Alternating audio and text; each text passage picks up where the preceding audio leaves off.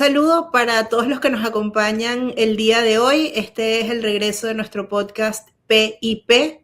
Estamos muy contentos de estar de vuelta con ustedes después de este paréntesis que ocurrió después del 28 de julio, que como muchos espacios, muchas personas, periodistas, analistas, políticos, activistas, ante la ola de represión que siguió al fraude electoral del 28 de julio, pues tuvimos que ir a una suerte de catacumbas, pero después del 3 de enero las cosas cambiaron y aquí estamos de nuevo para compartir con ustedes y analizar lo que está sucediendo. El podcast de hoy, como siempre, estoy con mi querido Pedro Pablo Peñalosa y vamos a hablar sobre la edición número 40 de la revista Democratización, que la pueden buscar en nuestra página web www.red-forma.com. Y es una revista muy bonita, muy interesante y que providencialmente es lo que nos lanza al ruedo una vez más, porque recoge lo que es la opinión y el análisis de políticos e intelectuales venezolanos. Una de las cosas que nosotros hemos visto después del 3 de enero es que todo el mundo tiene una opinión sobre lo que ocurre en Venezuela, pero quizás las voces de los venezolanos a veces no está bien difundida o escuchada, y ese es el objetivo de esta revista, en la que nos acompañan firmas espectaculares de venezolanos que están dentro y fuera del país. Y bueno, nada, te quiero dar la bienvenida o darnos la bienvenida, Pedro Pablo, de estar acá de nuevo conversando sobre lo que nos une, que es el país. Sí, bueno, Paula, sí, muchas cosas han pasado desde la última edición del podcast. Por supuesto, la más importante, la más relevante, la muerte de Willy Colón. Ay, sí, fue muy, bueno, tú, no sé si viste ayer cuando lo sacaron de San Patricio en Nueva York, que fue muy bonito, sí. Que fueron todos sí, con la murga de Panamá, muy bonito, la verdad, muy emocionante. Sí. Pero bueno, hasta hace poco los medios en Venezuela estaban así, ¿no? Que pasaban muchas cosas, pero decían, bueno, pero hablemos de la murga de Panamá, que es un tema que nos permite, bueno, pues... Es parte de lo que quizás podemos conversar un poco, ¿no? De ver si efectivamente eso ha cambiado o seguimos fingiendo demencia cada vez que se abre el micrófono. Digamos, en estos espacios nosotros tenemos un poco más de libertad, pero en los que tienen espectro abierto, por lo que yo he podido ver y escuchar, todavía no está muy claro, ¿no? Que se puede hablar con seguridad. Yo creo que todo aquí va como que aquella expresión de una a la vez, ¿no? Que tú vas dando un paso y ves la reacción que eso genera, si puedes dar el otro, si tienes que retroceder. Yo creo que así se va. Yo destacaría que quizá en el plano político, bueno, vemos a dirigentes que estaban resguardados y ya, pues bueno, salen otra vez a la calle, actividad de los partidos, cosa que no se veía hace mucho tiempo. Por supuesto, todo esto también apuntalado por la liberación de un grupo de dirigentes políticos, caso de Juan Pablo Guanipa, con Primera Justicia, que lo vemos entonces en la calle, haciendo sus actividades. Algo que, repito, hasta hace muy poco parecía que no había partido, que no existía. Claro. Por temas de seguridad, pues todos estaban allí resguardados, algunos tuvieron que irse del país, otros, como el caso de Guanipa que mencionábamos, bueno, estaba preso, pero obviamente... Estaba preso y después represo. O sea, salió, sí. Se lo volvieron a llevar, o sea, se fue un bochinche. Y ese es un ejemplo, quizás lo que estamos hablando también en el plano de los medios, es decir, bueno, sale Juan Pablo Guanipa, sale con las baterías millón a 1000 recorriendo Caracas, con el tema de exigiendo libertad para los presos políticos, y le dicen, mira, así no, ¿no? Entonces, bueno, lo detiene entonces, y luego sí alcanza ya la liberación plena, que lo informó después hace poco, porque también seguía luego enfrentando juicios, ¿no? Pero eso también, creo yo que eso es un ejemplo que también se puede ver en otros campos de, bueno, hasta qué punto sales y dices, bueno, entonces voy a ejercer mi libertad a plenitud y voy a expresarme y voy a estar en actividades, y te dicen, mira, tampoco te lo creas, no, tampoco tanto, sí, y le dan ese frenazo y ahora luego, bueno, puede retomar sus actividades. Creo que así también se ve en otras esferas, ¿no? En el caso de los medios de comunicación, lo mismo de que tú, bueno, digo esto, hago esto, pero hasta qué punto, qué reacción genero, si puedo avanzar. Igual en el tema de los medios hay una cantidad, digamos, de dirigentes que, bueno, o temas que no se abordan, o dirigentes que no son invitados a entrevistas, sino que, bueno, todavía hay esos límites, pero hay otros que sí están apareciendo. Creo que estamos todavía en esa etapa de definir también, creo yo, que estamos viviendo ahora, ¿no? ¿Cómo se puede describir, definir este momento? Mira, yo lo definiría como que una cosa dice el burro y otro quien la arrea. Es decir, Estados Unidos, en la voz del secretario Rubio, ha establecido esto de las famosas de las 3 fases de estabilización, recuperación, transición, que no son fases consecutivas, sino que pueden ocurrir de manera simultánea y que esa línea de tiempo que ocurre en zigzag y con un overlapping de acciones termina siempre en una elección. Entonces, eso es lo que dice quien está arreando, ¿no? Pero luego los burros que forman parte de toda esa situación, cada uno tiene su agenda. Para mí es muy claro que Delcy Rodríguez, su agenda es permanecer en el poder, encontrar mecanismos para reequilibrar en el poder, bien sea porque gana popularidad y vienen unas elecciones y ella se vuelve una opción competitiva, bien sea porque Estados Unidos se cansa de arrear estos burros o ya no hay condiciones para el arreo porque se pierden las midterm y entonces hay un desapego con la causa venezolana y entonces ya ellos pueden retroceder en la apertura del espacio cívico que ha habido, que es una apertura absolutamente discrecional, porque no es una apertura en donde vemos cambios estructurales reales en el desmantelamiento del aparato de represión que existía en el país. Y luego otra cosa dice el país, que es lo que dices tú, o sea, en el país se empieza a ver una dinámica de libertad y de apertura que también es discrecional, que no responde a cambios estructurales en el modelo político, pero que existe. Tienes a periodistas que comienzan a hablar de lo que está ocurriendo, tienes a víctimas que empiezan a contar lo que sufrieron, tienes activistas políticos que comienzan a reunirse, a activarse, a hacer lo que saben hacer, lo que sabemos hacer, que son eventos, proselitismo, activismo, todo. Entonces, por eso yo te digo que este momento yo lo describiría con esa frase. Una cosa dice el burro y otra cosa es que lo arrea. Entendiendo que hay varios burros, ¿no? En esta cuestión. Sí, sí, total, porque creo que interesante porque estamos en ese plan de definir el momento, entonces quienes dicen que sí se avanza en una transición, otros que no. Hay una cantidad de pruebas, digamos, que están allí, por ejemplo, el tema de la renovación del Ministerio Público y de la Defensoría del Pueblo, qué personas pueden ir allí. En principio, obviamente, a los que ponen, pues bueno, no es un mensaje positivo, alentador, ¿no? Sino al contrario, pero bueno, va un proceso de escogencia ahora de quienes van a quedar definitivamente en esos puestos, ¿no? También, obviamente, la expectativa de que se abra una renovación en el Tribunal Supremo de Justicia, por supuesto en el Consejo Nacional Electoral. Y yo creo que el tema de las elecciones, ¿no? Que está ahí en discusión, también hay un tema ahí que tú dices, bueno, fíjate tú dices, bueno, la estabilidad, ¿no? Bueno, pero ¿qué más estabilidad desde el punto de vista político? O sea, no hay estabilidad en este momento en Venezuela, que es un tema también a discutir. Sí. Bueno, están allí los que estaban antes en el gobierno siguen estando allí. El país, digamos, no es un país que esté enfrentando protestas, que esté enfrentando una situación que tú veas de inestabilidad, de tensiones en ese sentido, que se expresen y que atenten contra la estabilidad del gobierno, por ejemplo. Pero hay otros que te dicen, bueno, te quieren mezclar esto con, bueno, pero es que también hay que, antes de pensar en elecciones, bueno, pensar en digamos, una mejora del tema económico. Y yo digo, bueno, cuidado, ¿no? Cuidado porque ciertamente vamos a convocar elecciones dentro de 30 días. Hay que hacer un trabajo muy importante para llegar a ese proceso electoral y que sea un proceso electoral que le sirva al país, que funcione, ¿no? Que, entendiendo que no es la meta, ¿no? Sino que es un elemento que contribuye a la verdadera meta, que es un país democrático, de convivencia, pero tampoco vayas metiendo cosas que, bueno, si vas a esperar que la economía venezolana se enderece para llamar elecciones, bueno, no son 30 días, sino que son 30 años. No. Y así, ¿no? O sea, que también hay que ver quién le mete a eso, o sea, cuál es el interés de que esas elecciones se den o no se den, en qué condiciones, cuándo. Creo que también eso está en discusión, ¿no? Sí, yo creo que estoy completamente de acuerdo contigo y hay varias ideas que son importantes para el análisis, ¿no? O que a mí me parece que son importantes para el análisis.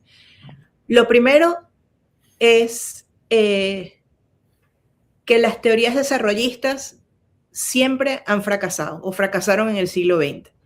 En el siglo XX habían unas teorías de cambio político en donde decían que si tú tenías desarrollo económico, la democracia vendría por añadidura, que eran las teorías desarrollistas. O sea, que necesariamente tú ibas a tener estabilidad económica, recuperación y luego, ¡pling!, llegaba la democracia. Eso, en las experiencias del sudeste asiático y de China, pues se cayó, porque es posible tener crecimiento económico más no desarrollo, porque el desarrollo es integral. Puedes tener crecimiento económico, pero puedes tener un cierre muy férreo de lo que son los derechos cívicos. Entonces, las teorías desarrollistas, esa es página pasada del siglo XX. Y yo sí he escuchado a actores políticos que honestamente tengo que decir que me da risa, o sea, no me da risa, me parece cómico, que durante toda la vida fueron anti-Trump y el imperialismo, y que nosotros nuestra política no podía depender de un agente externo, que teníamos que tener capacidad de agencia interna, que qué es eso de que nos dicten qué es lo que va a hacer la oposición, y ahorita es, pero señor Trump, qué maravilla, lo que usted nos ha ofrecido. Se le quitó rapidito. Pero a mí me da risa, porque tú sabes el audio este maracucho que es, papito, vos te estás escuchando, ¿tú sabes cuál es ese? Bueno, sí. O sea, uno lo escucha y pone como cara de lorito, como, ¿qué está diciendo esta persona? O sea, personas que toda la vida, o sea, provoca buscar los videos o las reuniones donde decían que no puede ser que Estados Unidos dicte lo que va a hacer en la política estratégica de la oposición, no sé qué, y ahorita, ¿qué ley tenemos que aprobar? Ley de hidrocarburos, aprobado. ¿Qué ley? La ley del oro, aprobado. Que el fiscal no sé qué broma, aprobado. Tienes a eso y tienes a los compañeros que dicen, hasta hace un mes esto era impensable. Pero, sí, tienes razón, bueno, tienes razón. O sea, ¿cómo te digo que no? Y todo lo que ocurrió, pues te dicen, no, pero es que en verdad, fíjate lo que ha pasado en un mes, una cantidad de cosas. Y digo, sí, es verdad. No, ni siquiera un mes, en 40 minutos pasó una cosa tremenda. ¿Sabes? Sí, exacto, en mucho menos. Entonces, claro, ¿por qué hago este comentario que bueno, que es bueno, a mí me da, no sé, es que ya uno ve la realidad con un sentido de deportividad muy grande, pero porque es un proceso de mucha imprevisibilidad que se va construyendo con lo que nosotros mismos, los venezolanos, y para eso es la revista, nosotros mismos, los venezolanos, pongamos sobre la mesa. Los venezolanos tenemos que ser un insumo de la realidad que todos los actores políticos tengan que gestionar. O sea, ¿por qué Estados Unidos en determinado momento inicial no coloca o no pone sobre la mesa lo que es la voz de los venezolanos representado en el liderazgo de María Corina Machado? ¿Por qué? Bueno, porque no éramos una variable que podía cambiar las reglas del juego en ese momento. ¿Y por qué no éramos una variable? Bueno, porque la oposición venezolana nunca decidió empuñar las armas para sacar del poder a Nicolás Maduro, y esa es una realidad. Y es una realidad que revela el carácter pacífico y constitucional de quienes derrotamos a Nicolás Maduro en las urnas. Y es que la forma de que Nicolás Maduro saliera del poder y esté enfrentando la justicia en Nueva York junto a Cilia Flores, cosa que para los venezolanos significa un alivio en materia política y en materia personal, porque hay mucha gente que ha sufrido la represión y todo lo que significaron esos meses de terror postelectoral. Bueno, porque la oposición venezolana nunca empuñó las armas, y esa es una realidad histórica. Nosotros no empuñamos las armas, pero el proceso político se va abriendo necesariamente, y tenemos lo que tú has dicho y lo que se ve en la realidad. Nosotros el fin de semana en el municipio de Maracaibo y en el municipio de San Francisco hubo dos actos muy, muy grandes de más de 1.500 personas cada uno. 20 Venezuela ha hecho también unos actos extraordinarios. Acción Democrática también vi que ha tenido actos buenos. Además, los fines de semana nuestras estructuras están activadas en todo el país. Entonces, hay una dinámica que se va incorporando al proceso y que es ineludible de gestionar. No puedes no gestionarla. Y una cosa interesante es que estos mismos que ahorita son muy obedientes con respecto a la ruta del cambio político que propone Estados Unidos y que son parte de la institución de la dictadura, es que tú no lo ves en acciones políticas populares. Tú los ves enflusados en las instituciones de la dictadura, pero tú no los ves con la gente. Y eso es algo que llama bastante la atención, o por lo menos a mí. Yo lo que digo es que, o sea, se entiende, por eso cuando se decía, hay que declarar la falta absoluta, Yo decía, bueno, el tema de la falta absoluta, si tú la declaras, es que según la Constitución tienes 30 días para llevar elecciones. Y obviamente en 30 días aquí no hay condiciones, y no me refiero a condiciones electorales o las garantías electorales que siempre se habla, ¿no? Condiciones políticas. Condiciones políticas, sobre todo porque tú quieres construir, digamos, un camino que te lleve a una elección, insisto, que sea útil. En Venezuela las elecciones, lejos de solucionar, de dar respuesta a problemas desde el año al menos 2004 ha sido para empeorar. O sea, todo agudiza el conflicto, le echan más leña al fuego, uno no reconoce, otro... O sea, siempre es un tema de tensión que más bien empeora. Y aquí lo ideal sería una elección que contribuya, que no es la solución, porque no lo será, sino que es un elemento importante que va a contribuir a la solución, que, insisto, debe ser un país, bueno, con reglas claras, que el que gana, gana, asume, pero entendiendo que hay unos límites que establece la Constitución, el que pierde, pierde, reconoce, y a partir de ahí es un trabajo político también dentro de la Constitución, y bueno, o sea, un país normal, básicamente, o sea, donde hay alternabilidad, o sea, es lo que tú apuntas aquí, ¿no? Entonces, claro, eso no lo vas a alcanzar en 30 días, pero tampoco, digo yo, es que, bueno, como dice, bueno, la elección te puede tomar por 10 meses. Bueno, pero depende de cuando comience, ¿no? Si yo comienzo ahorita son 10 meses, bueno, suma 10 meses. Si comienzo dentro de 5 años, bueno, suma 10 meses a partir de ahí. Entonces, claro, lo que tú tienes que es tampoco irte, e insisto, el tema, no, pero es que primero es el tema económico. O sea, con la crisis que tiene Venezuela, que tampoco va a resolver en 10, 12 meses, o sea, son años acumulando la destrucción de la economía venezolana. Entonces, no es que vamos a solucionar primero esto, o sea, es como si fuera el tema, a veces se plantea como si fuera algo, bueno, nombremos una junta o sea, como una gerencia que se encargue de esto, y ¿para qué vas a hacer elecciones? Pues, sino que, bueno, que más bien que se asuma esto. No hay mayor inestabilidad que la represión, Pepe. O sea, la mayor fuente de inestabilidad es la desinstitucionalización y la represión que intenta buscar los consensos obligados para poder permanecer en el poder. Porque los venezolanos hemos demostrado una cosa. Nosotros salimos a protestar tranquilitos. Y si no nos reprimen, nos devolvemos para nuestra casa tranquilitos. No hay bochinche. ¿Cuándo hay bochinche? Bueno, cuando nos disparan, cuando nos llevan presos, cuando nos torturan. Bueno, por supuesto, o sea, si a ti te están golpeando, bueno, tú dices no me pegues. O sea, eso es lo mínimo. Entonces, yo creo que hay este recetario, que es lo que que es tu preocupación y también es la mía y creo que es la preocupación de todos los demócratas en el país, ¿no? Este recetario de estabilidad macroeconómica, recuperación asistencial y después entonces en libertad y con paz y tal, esa broma no existe, sobre todo que la paz nunca va a llegar mientras no haya instituciones democráticas y otra cosa, los reales tampoco van a llegar, porque ¿quién va a meter su plata? O sea, aunque a nosotros se nos olvida que los Rodríguez fueron los que destruyeron este país, chicos. No, pero que ya va, pero fíjate con la plata, ya están con el tema de que subió el petróleo, ¿no? Por el conflicto con Irán. Ok, viejo, aquí el petróleo estuvo altísimo, altísimo, ya lo estuvo. Y todo el mundo destacó que era la mayor bonanza petrolera en la historia, pero que en la historia de la humanidad. Bueno, ¿y cuál fue el resultado de aquello? O sea, que somos Noruega ahora, o sea, que tú me digas a mí que el petróleo, o sea, eso es garantía, teniendo en cuenta los antecedentes de cómo se han manejado aquí las cosas en el país, que el petróleo llegue a lo que tú quieras, es garantía de que esto va a ser, ¿sabes?, una maravilla. Aquí estamos después, insisto, todos los economistas, la mayor bonanza petrolera, la cantidad de dinero que entró es una cosa extraordinaria. Bueno, y aquí estamos. Y ya en ese momento se advertía, el tema de la inflación era una constante, sí. La devaluación de la moneda, la cantidad de cero que le quitaron a la moneda, eso estaba ahí en ese momento. Entonces tú me vas a decir, o sea, lo que quiero decir es que tú, si vas a esperar que todo esté perfecto, supuestamente, o sea, no, que, no sé, la economía funciona 100%, una maravilla. No se vaya la luz, que abras el grifo y haya agua, o sea, digamos. Siendo así, pero me queda claro que entonces, bueno, además llegó a ese punto, ¿para qué vas a hacer elecciones?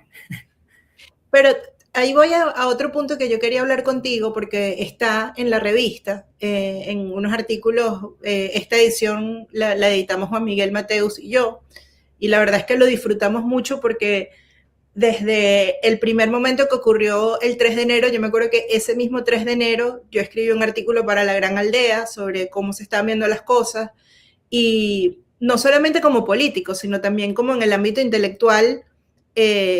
Suponen momentos estelares, ¿no? Para entender, y que yo sí creo auténticamente, y creo que la realidad lo ha ido validando, que el caso venezolano va a significar un cambio muy importante en las teorías de cambio político del siglo XX, del siglo XXI.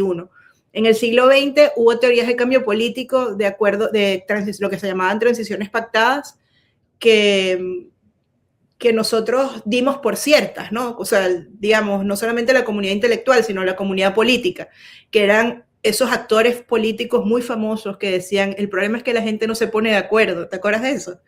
Sí, Es claro. que esta historia patria tiene, tiene muchos elementos, ¿no? Es que el problema es que la gente no se pone de acuerdo, ¿no? Bueno, que el problema no era ese, el problema no era que no nos poníamos de acuerdo, el problema es que el monstruo autocrático que nosotros tenemos al frente, porque el monstruo autocrático todavía existe, tiene una naturaleza bueno, que es muy complicada, ¿no? Que no sabemos si tiene capacidad de reforma, y por eso, no sé si tuviste la entrevista de Jorge Rodríguez con Olavarrieta. Sí. Sí, que por cierto, ayer estamos grabando, hoy es miércoles, ayer hubo asamblea y se aprobó muy eficientemente en primera discusión la ley del oro, y Jorge Rodríguez tuvo unas palabras como pasivo-agresivas con Olavarrieta, porque dijo que Olavarrieta como que declaró que había tenido un poco de miedo durante la entrevista, y este le lanzó sus comentarios pasivo-agresivos, pero a lo que quería decirte de la entrevista es que uno escucha esa entrevista y, y caramba, es como si la historia no hubiese pasado, ¿verdad? O sea, es como un nivel de mentira estructural sobre la realidad que hace casi que un deber ciudadano decir la verdad. O sea, en el encuadramiento, en la descripción, cuando dijo que es que el problema es que la oposición es mala ganadora y ellos son malos perdedores, cuando dijo bueno, que habían habido algunos excesos y que él pedía perdón, pues, por los errorcitos esos detalles de matar gente, de torturar, de llevarte preso, como, es, es impresionante, porque no es que te comes un sapo, porque comerse un sapo tiene otra connotación. Es que te quieren vender una realidad que no existe para construir un futuro en el que tú no vas a estar, porque no es democrático, me parece. Bueno, pero es que fíjate que yo uno, la entrevista y las declaraciones que además van en ese mismo sentido, ¿no? Que ha dado varias declaraciones siendo, bueno, el presidente del Parlamento y el operador político del gobierno de hace tiempo, además, ¿no? Con Maduro ya lo era así. Y lo uno con un artículo que publicó Francisco Ameliache, porque tú tienes que yo no veo que sean visiones contrapuestas, sino que son dos caras de la misma moneda, ¿no? Porque tú tienes a Jorge Rodríguez, bueno, en este tema hay que pedir perdón, se han cometido errores, se han cometido excesos, ¿no? Pero obviamente el objetivo es cuando habla, bueno, de elecciones, bueno, hay que ponerse de acuerdo todas las fuerzas políticas, hay un tema de estabilización, hay un tema de la economía que nos Todas las convoca. fuerzas políticas regulares, porque no son todas las fuerzas políticas. Claro, las fuerzas, exacto, habla de las fuerzas digamos, de oposición, pero bueno, sabemos a quién se refiere, ¿no? Digamos, obviamente hay otros que están En ese retrato no está María Corina, por ejemplo. No, totalmente vetada, por ejemplo, etcétera, ¿no? Entonces, digamos, dentro de ese marco que ellos ya dibujan, ¿no? O sea, tú tienes por un lado Rodríguez hablando de errores, de reconocer errores, de buscar corregir, y el otro lado, y como digo, no son ideas o posiciones contrapuestas que estén ahí en pugna, que estén allí, digamos, una división, sino que son como que dos caras de la misma moneda.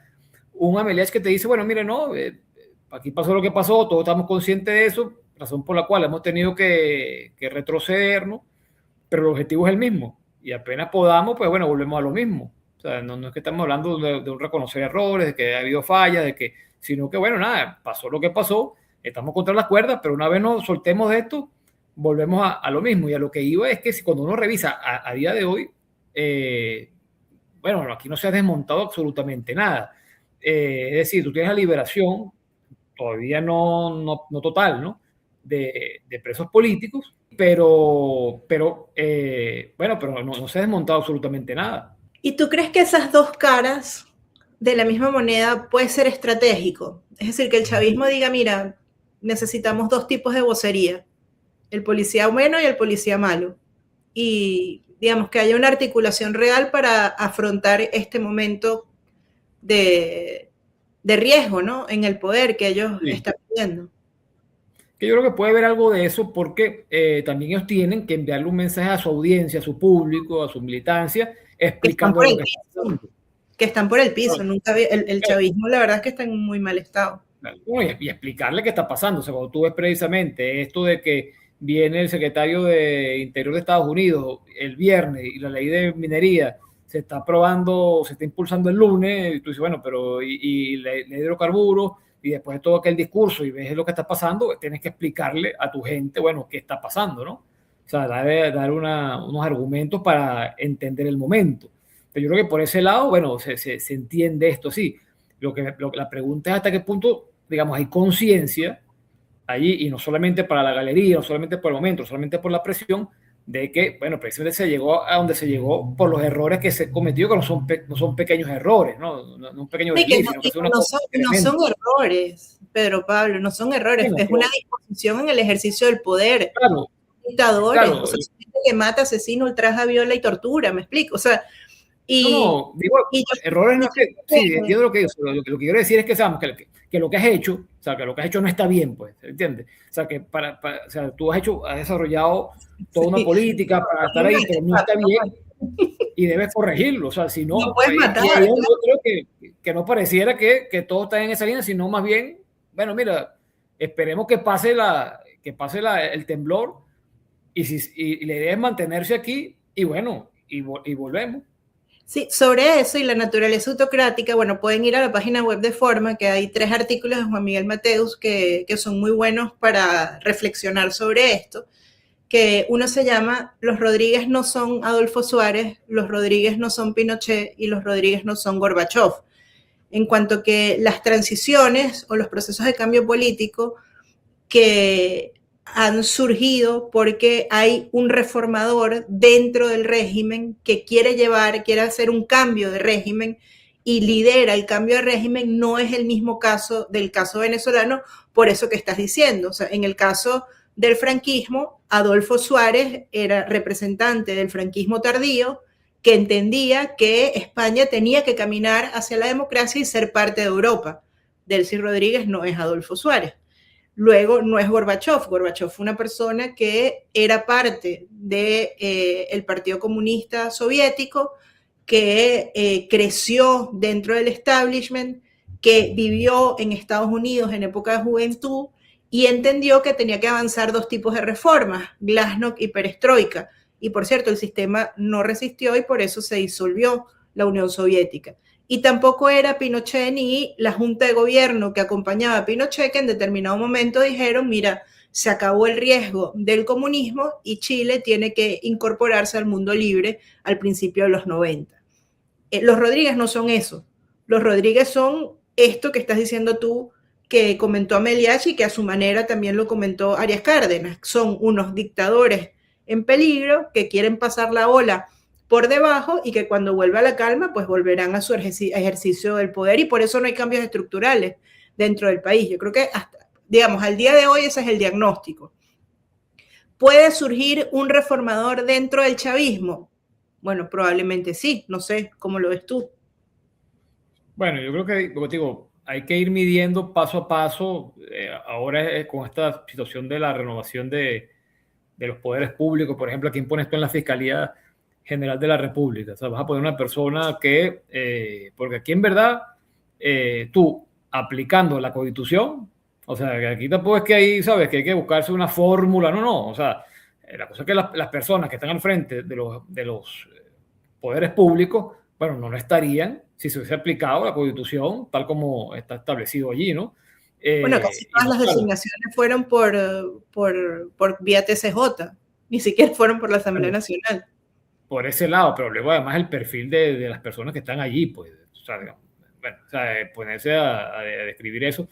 Pero bueno, ahora tienen la posibilidad, ahí creo yo que va a servir para medir hasta qué punto hay cierta voluntad de abrir, de cambio real, porque es que, insisto, hasta ahorita hay mucho de discurso, en algunos casos pido perdón, estamos en un nuevo momento político, pero cuando vas a los hechos, insisto, no se ha tomado ninguna decisión que tú digas, bueno, esto sí muestra, de hecho, cuando se da el debate de la ley de amnistía y las ONG pedían cosas como, bueno, o sea, desmontar todo el aparato, bueno, no te voy a hablar ya de hablar de justicia, de reparación, no, ni siquiera eso, que es un tema, sino que tú dices, bueno, vamos a desmontar el aparato que ha servido para, por supuesto, eso quedó por fuera. O sea, eso no se incluyó ahí.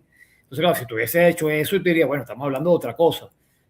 Por eso creo que, bueno, hay que ir, insisto, entendiendo también las presiones que pueden estar enfrentando dentro del chavismo, que también tiene que enviar un discurso, por eso digo, a su gente, para explicarle que ninguno entendería que de un día para otro hagas un cambio. Hasta ahora el cambio ha sido básicamente con la relación con Estados Unidos, por las condiciones que sabemos, bueno, donde aquí ha desfilado hasta el jefe del Comando Sur vino y se le dio la bienvenida, el señor vino y se vaya. El señor de la CIA. El señor de la CIA. El de la CIA vino para acá, bueno, el de energía, qué sé yo, todos han venido. Bueno, hay relaciones diplomáticas nuevamente, pero internamente, insisto, bueno, está por verse hasta qué punto sí se puede dar, y creo que, claro, la posibilidad de la renovación de los poderes públicos, bueno, es que podremos medir si hay una voluntad y se va más allá del discurso, o si simplemente es tal cual, bueno, pongamos ahí las mismas piezas y ya esperemos que esta gente se desinfle para montarnos otra vez. Tú sabes que a mí me preocupa mucho. En el siglo XX, cuando había procesos de cambio político, por ejemplo, no sé, Chile, Uruguay, Brasil, incluso Venezuela en el 58 o España en el 78, había una cosa que se llamaba enclaves autocráticos. Es decir, había el cambio político, se instalaba la democracia y quedaban como islas o enclaves autocráticos del sistema que fue depuesto. Entonces, Pinochet era senador, o los militares quedaban a cargo de ciertos sectores económicos, y por eso se llama transición, porque no es una ruptura, sino que es un cambio que toma asuntos o instancias del régimen depuesto para el nuevo sistema. Y esos lugares se llaman enclaves autocráticos. En nuestro caso, como no ha habido el cambio político, nosotros no tendríamos enclaves autocráticos, sino que tendríamos islas democráticas en un océano autocrático. Y yo no sé cuál es el poder real de acción que van a tener estas islas, porque digamos, hay unos nombres que han sonado para la Fiscalía General de la República, que son personas muy honorables, como la vicerrectora académica de la Universidad Católica Andrés Bello, pero, y eso pasó en Zimbabue en el año 2007, ¿no? Cuando tú entras en una situación de poder y no ha habido cambio, no en una situación, en una posición de potencial poder, y no ha habido un cambio político y tú vas a ser un enclave democrático en un océano autocrático, es muy probable que el océano se coma tu isla y que tú no seas capaz de poder hacerlo y pierdas la honorabilidad y tampoco le aportes a la recuperación del país. Yo no tengo la respuesta. Me parece que las personas honorables que con mucho desprendimiento y generosidad se ofrecen para trabajar por el país bajo esa fórmula, creo que se les reconoce, ¿no? Y no dudo de su buena intención. Ahora, desde el punto de vista práctico, eso en otros países no ha salido bien. Quizás en nuestro país sale bien, pero... Yo creo que a esta hora lo que están es poniendo a prueba. O sea, aquí, en el caso de la profesora que señalas, ¿no? Que ha generado, digamos, creo que un consenso alrededor de su nombre. Exactamente, sí, todo el mundo destacando su formación, su capacidad, su compromiso. Bueno, pero es que solamente que ya ponga su nombre ahí, bueno, ya es una prueba. O sea, vamos a ver. O sea, otra cosa es, bueno, si ya la escogen, ¿no? El Parlamento chavista que, o sea, son 250 diputados chavistas, o sea, ellos son los que van a escoger Sí, pero eso no lo, o sea, eso no lo escogen ellos, o sea, nosotros Claro, sabemos cómo funciona eso no es un claro, pero parlamento. bueno, claro, pero son los Recibe señores la que van a llamada y decir, dice, mira, vota por esto y ya. O sea, ahí no claro, hay claro, sí, deliberación. bueno, pero son ellos los que van a levantar la mano, quiero decir, o sea, que van a decir, mira, bueno, ya eso, ¿sabes? Si eso llegara a ocurrir, ya, bueno, es un cambio tremendo. Luego, como tú dices, ¿cómo va a asumir el cargo, el desempeño? Bueno, No digo que ya, pueda haber unas expectativas democratizadoras del país, pero tremendo. luego Bueno, es muy difícil tú solita, claro, claro. ¿no? O sea, No, es que tendría, es que lo que te digo, que hablamos de renovación, porque aquí no ¿sabes? es la cabeza de la fiscalía, es todo el Claro, sistema no, judicial. O sea, todos los poderes públicos. Claro, o sea, es que a lo que voy, o sea, si tú vienes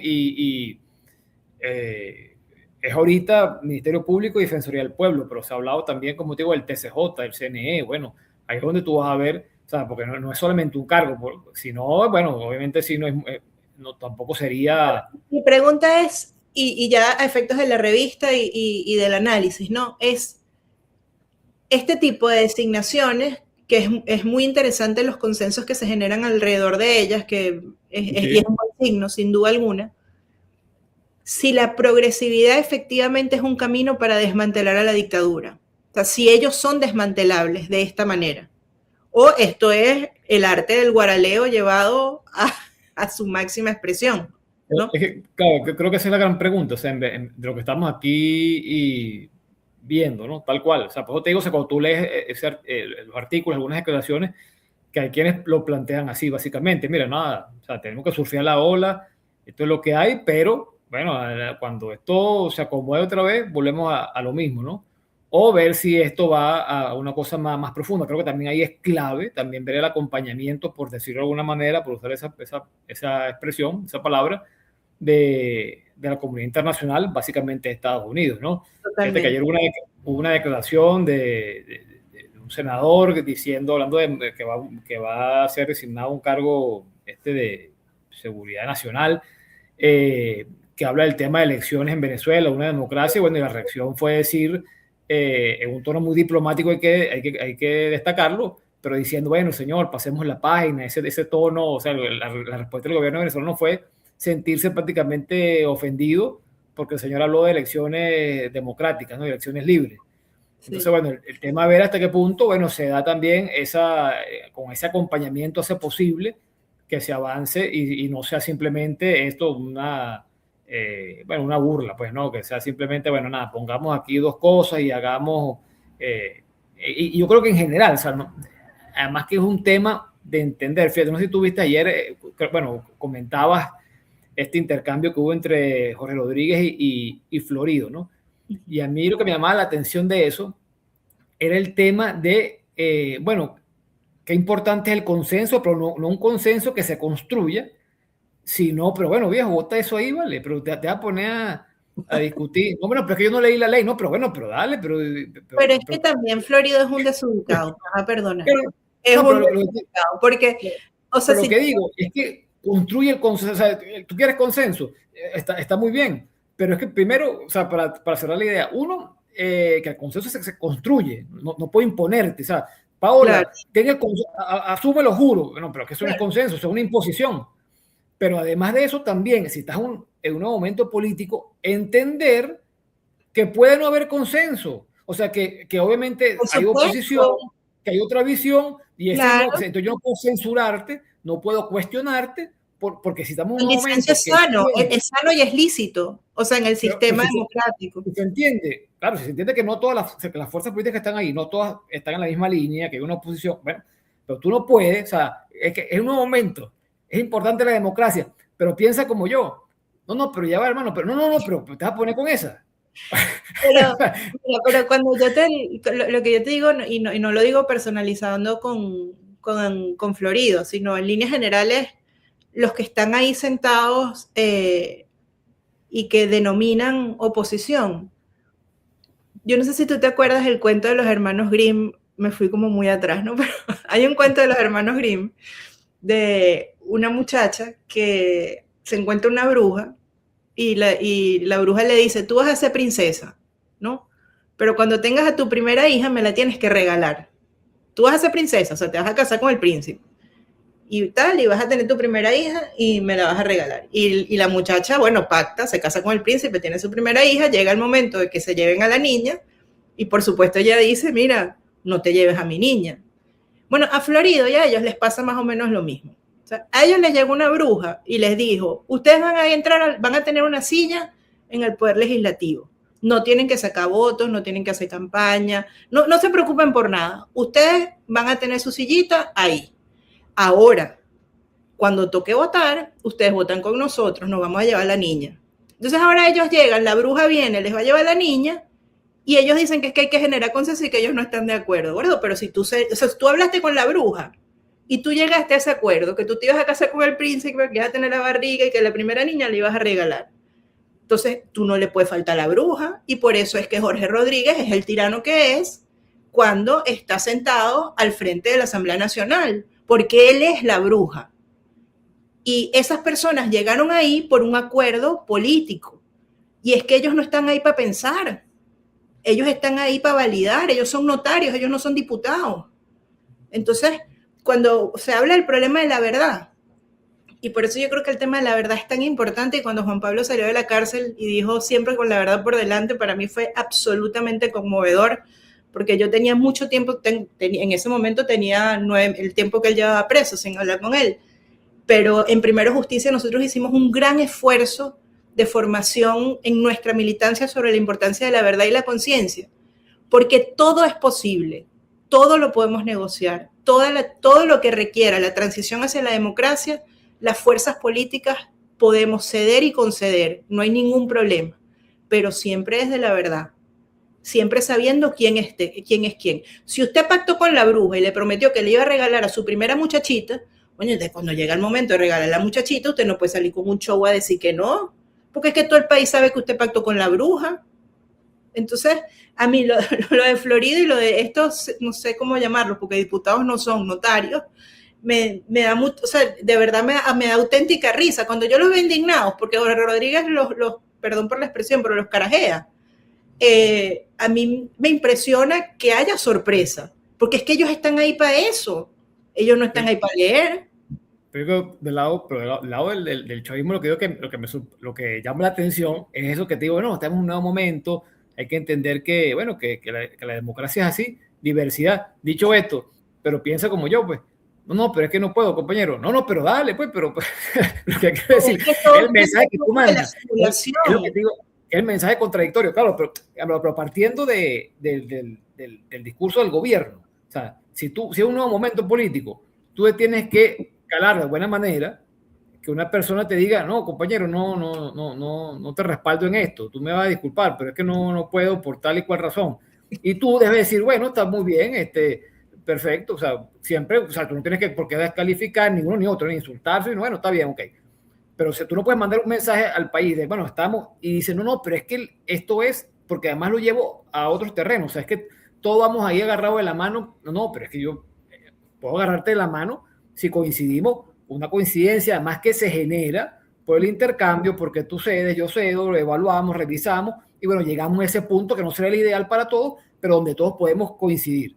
Pero tú no puedes imponerme a mí, o sea, tú lo que no puedes imponerme a mí es que, pero es que esto es así, y como yo quiero la foto del consenso para todo, o sea, porque ahorita es en esta discusión, pero para el tema electoral, que lo veníamos hablando, o para cualquier tema económico, entonces yo tengo que ir siempre, bueno, pero es que ya va, o sea, depende, si eso yo creo que atenta contra los principios, o sea, yo no puedo suscribir, y tú, desde el poder, debes entender que hay discrepancia, que hay diferentes visiones, y eso tampoco es un tema que sea tóxico, sino que así es la vida, sea la sociedad democrática. Por eso digo que también, y creo que eso hay que tomarlo en cuenta, porque si tú vas con una voluntad real de apertura, debes entender que hay diferentes visiones, debes entender que no siempre vas a coincidir, debes entender que hay diferencias, y que tienes que hacer un esfuerzo importante si quieres que haya siempre un consenso, ¿no? Entonces, digo que esto lo saco de la asamblea y lo pongo para el país en general, porque ese tema, ese discurso está allí, ¿no? De consenso, de que damos todo, y claro que se puede ir en consenso, y creo que es positivo, y el gran riesgo de eso es que una palabra tan importante para el cambio político, que es el consenso, se erosione. pierda sentido. Claro.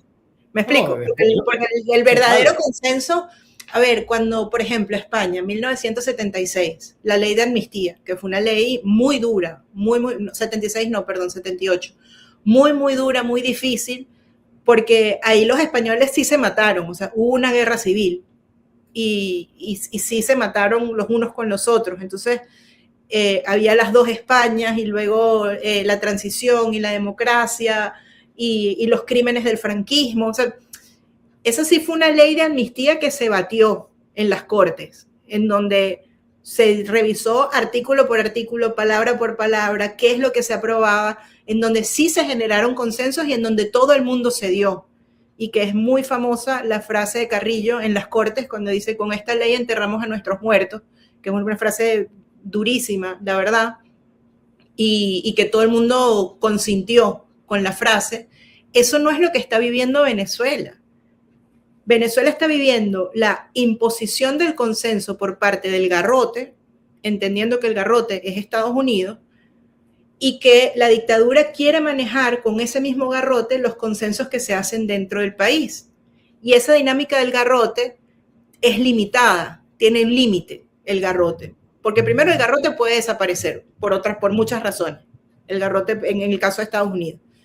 Y segundo, que puede haber un momento en el que la gente le dice al garrote, pégame, no me importa, yo hago lo que me dé la gana. Es como un muchachito cuando uno, digamos, el niñito que le pegan, y llega un momento en que el niño dice, no me importa que me pegues, yo voy a hacer lo que me da la gana, ¿no? Entonces, por eso yo creo que necesariamente uno de los grandes desafíos, y ya creo que tenemos que ir terminando, uno de los grandes desafíos de este momento político es identificar la verdad de las cosas y actuar conforme a ella.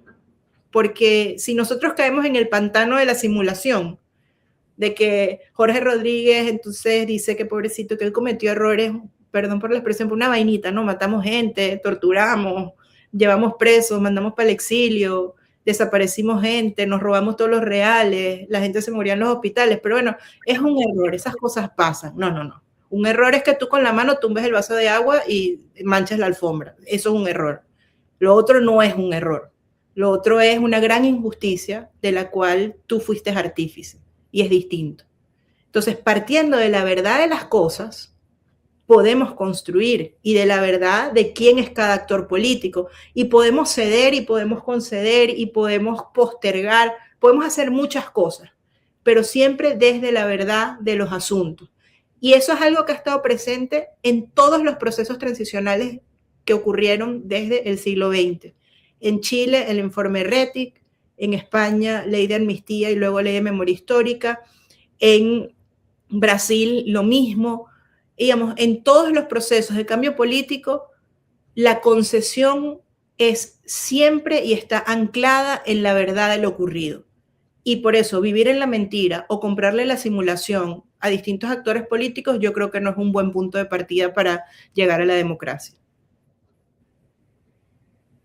Bueno, señoras y señores, ha llegado el momento. No sé si quieres decir, tú siempre terminabas este podcast con algo esperanzador. ¿Te acuerdas? Sí, es verdad. Algo esperanzador, que era genuinamente esperanzador. Sí, ya pues, me salía el corazón.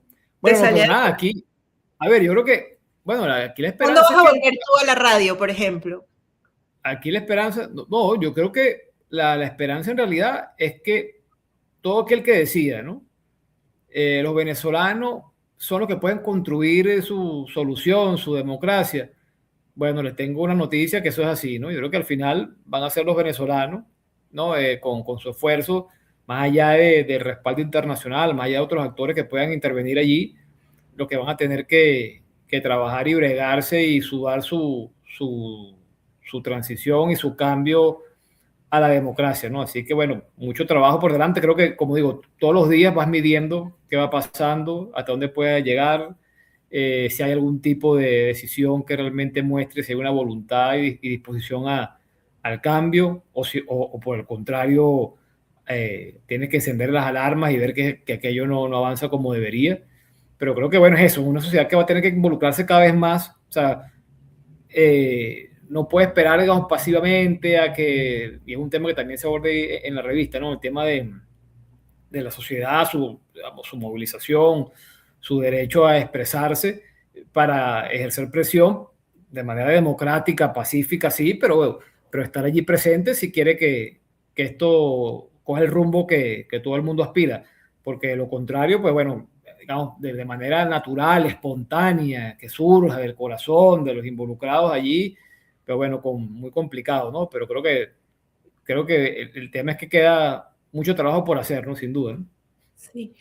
Y yo sí te digo que yo genuinamente, a pesar de todas las dificultades que hemos enumerado y comentado a lo largo de esta conversación, yo genuinamente estoy muy esperanzada, porque hay dos cosas que han sido motores del proceso político venezolano que a mí me parece que permanecen en pie y que están ahí latiendo en el corazón de cada venezolano que quiere democracia para nuestro país.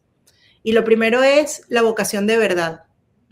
El venezolano, y esto es algo que tenemos que estudiar en algún momento para conocerlo, pero el venezolano tiene una conciencia muy fina para advertir qué quiere cada persona. Y es una conciencia que se disimula, que a veces no nos es evidente, pero sí lo es, ¿no? El venezolano observa, analiza y es implacable en su juicio. Y creo que eso es un motivo de esperanza para todos los venezolanos y que en lo personal a mí me llena de orgullo, la verdad.